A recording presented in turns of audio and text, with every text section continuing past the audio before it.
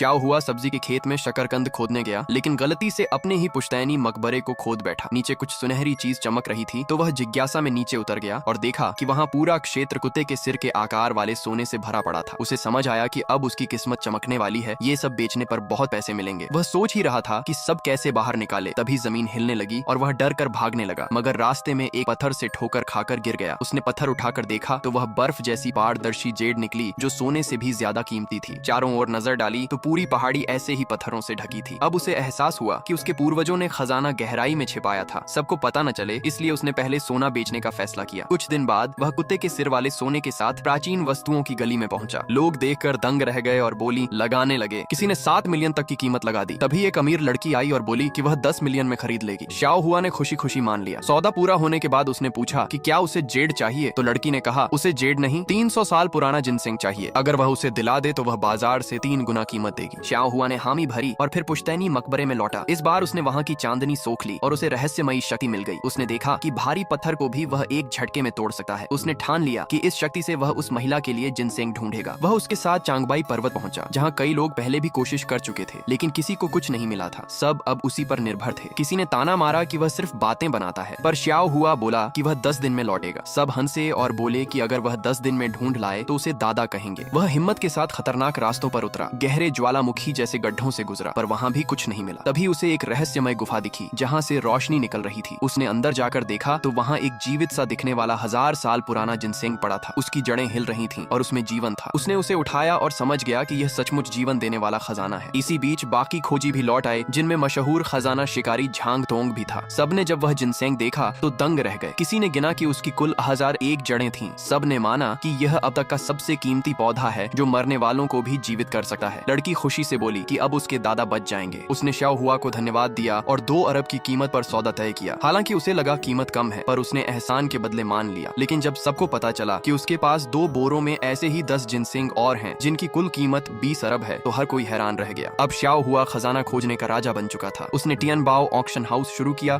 और घोषणा की कि 1 दिसंबर को वह इन 1000 साल पुराने जिनसेंग और रहस्यमय वस्तुओं की नीलामी करेगा। सब तैयारी में लग गए और श्याओ हुआ ने मुस्कुराकर कहा, यह किस्मत नहीं, मेरे पूर्वजों का आशीर्वाद है।